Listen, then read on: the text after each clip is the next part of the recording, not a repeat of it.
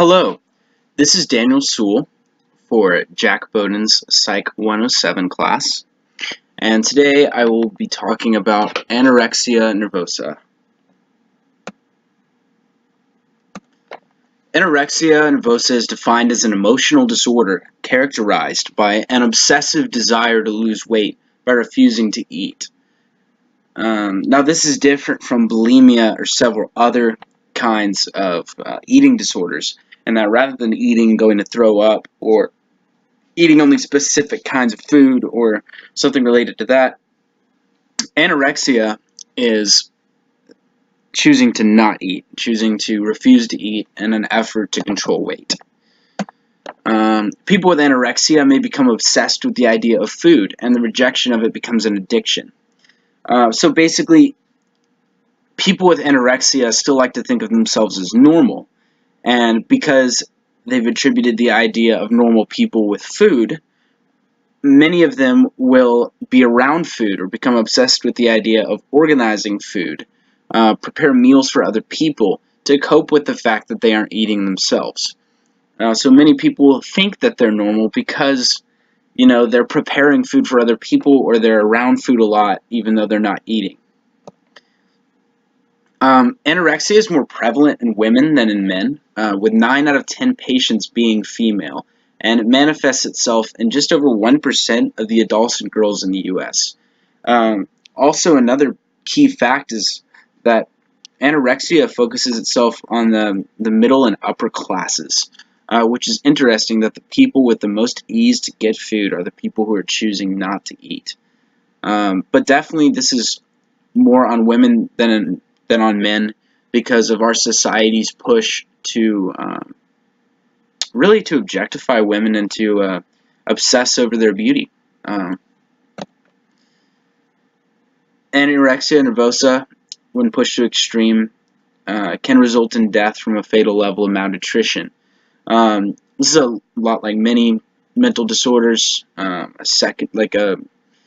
A medical complication as a result of having the mental disorder or having the mental disease can result in death.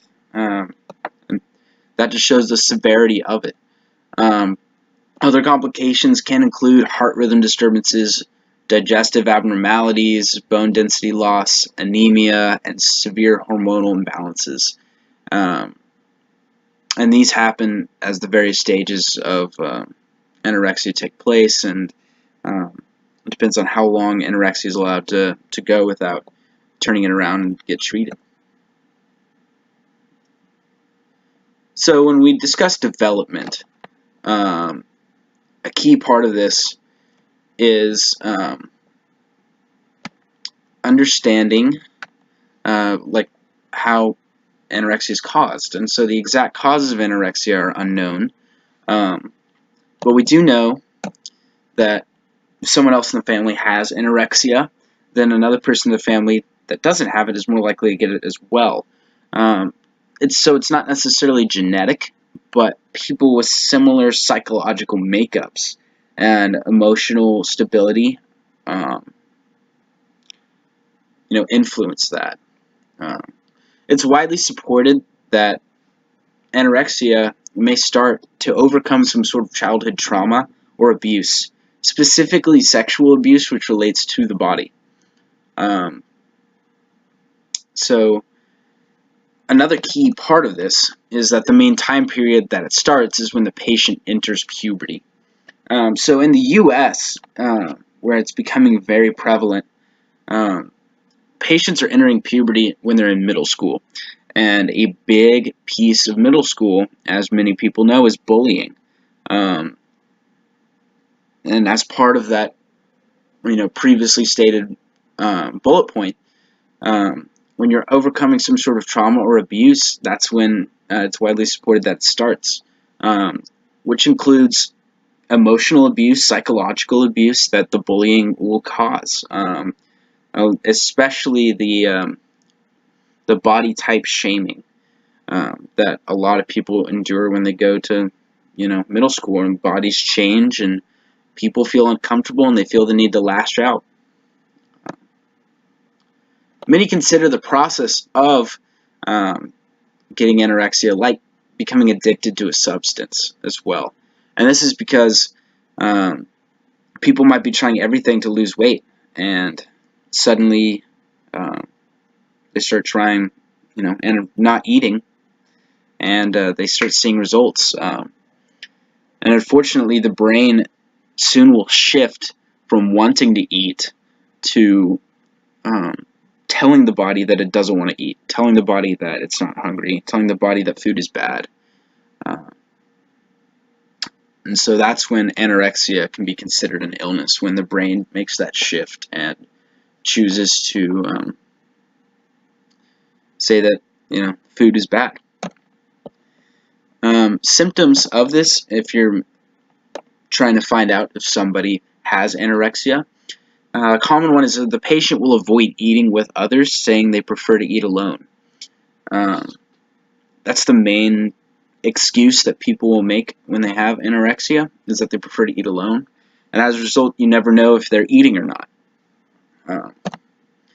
They might really enjoy cooking food or organizing it on their plates, but they won't consume it. Like I earlier said, an easy way for them to believe that they are still normal, that they don't have a problem, is they'll be around food, but they won't necessarily consume it. The patient will normally make severe derogatory comments about their own weight, even when they're skinnier than those around them. When this occurs, this should be the biggest red flag for people who don't know if somebody has anorexia or not, and they should start watching these people closely, especially when they're making derogatory comments specifically about being overweight, about being fat, when they're skinnier than everyone else around them. People with anorexia will also be really obsessed with weight outside of eating, and will very likely be strict about working out. Because of a lot of the muscle atrophy, powerlifting and weightlifting will likely not be what they do, but you might see them doing yoga, Pilates, or running a lot in correlation with looking very underweight and commenting about how fat they are. So the next obvious question is, how did these people get treatment? How do these people get cured?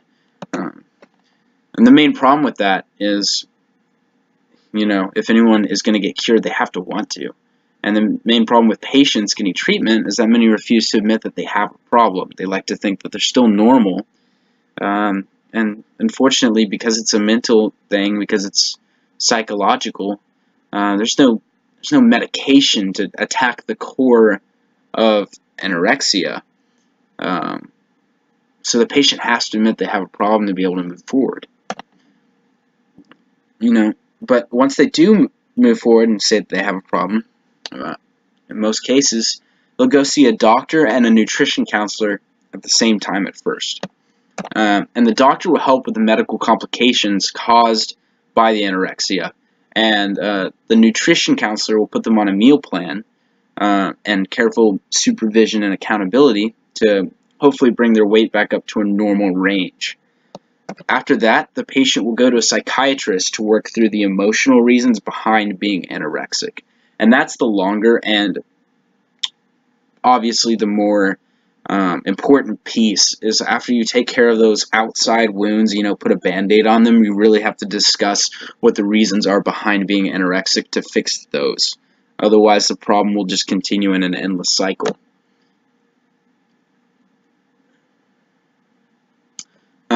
Obviously, for extra severe cases, hospitalization might be the first needed step. Sometimes patients will need IV just to get needed nutrients in their body so that they don't die.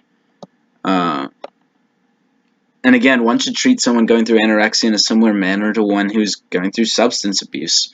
The key thing is, after they admit that they have a problem, they go to a doctor and they go to a nutritionist and they talk to a psychiatrist, you have to hold them accountable for a long period of time. You have to make sure that they're eating. You have to make sure that they're staying positive, that whatever environment that they were in that caused them to have anorexia in the first place, that they're staying out of that. Prevent the same patterns from happening again. A great way to do this is, a usual last step is to have the patient join and anorexia support groups so that they can be held accountable. Like I said, it's hard. It's hard for patients to, not have it be an endless cycle, not to fall back into it. And the easiest way is to have accountability. And who better to hold them accountable than other people who are going through the exact same thing? So, talking about a real life occurrence, there's a girl named Katie. I'll leave her last name out for her sake. She began her struggle with anorexia in her freshman year of high school. It was due to a massive amount of bullying about her being overweight. Even though she ran track, she played volleyball, she was in great shape. She was told she was fat by other people on her teams, by a lot of girls. I mean, girls with girls can be very mean when it comes to body shaming, and that was her main struggle. It was poorly contained, as is most cases, because people don't like to say that they have anorexia. You don't just say that, and you don't see the results of it until after, a long period of time, because at first you think they're just losing weight normally. But then you realize that they're losing too much weight, and by that point they're way underweight. There's a problem. And that was her situation, and she had not received any treatment at all. She refused to admit that she had a problem until she was hospitalized junior year. That was almost the end for her, but she was able to turn it around. She got out of the rehab program and seemed to be a success story until she relapsed again, which is sadly the case with many people with anorexia.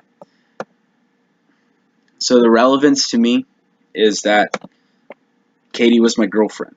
I'd known her. I met her freshman year. She talked to me a lot about her struggles with bullying. And I saw her struggle with that, and I didn't know how to help her. We got close right after she came out of the hospital. I noticed that she was underweight, but I didn't really know what was going on until she came out of the hospital the first time. We got really close. We started dating a couple months later. Her relapse led her to have severe depression. She had been in and out of the hospital and the psych ward a couple times, and now she's in the care of her family back in Dallas. And what I'd like to say in conclusion is the main point about anorexia is that people don't understand the severity of it and the long-lastingness of it.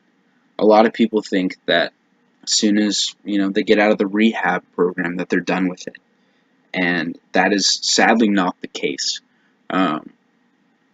For months or even years, you need to really make sure that they're eating, they're holding that you hold them accountable to eat, to make sure that they're staying away from the environment that caused them to be depressed and have that the anorexic idealism in the first place. And that was the mistake that I made in part and her family made in part. And she's a good example of what happens if you don't really watch. But the sooner people realize how tough it is on these people who have anorexia, the sooner people can be educated about it and hopefully change the course of these people's lives for the better. So thank you all for listening. I hope you considered this an excellent PowerPoint. Again, my name is Daniel Sewell. Hope you all have an awesome day.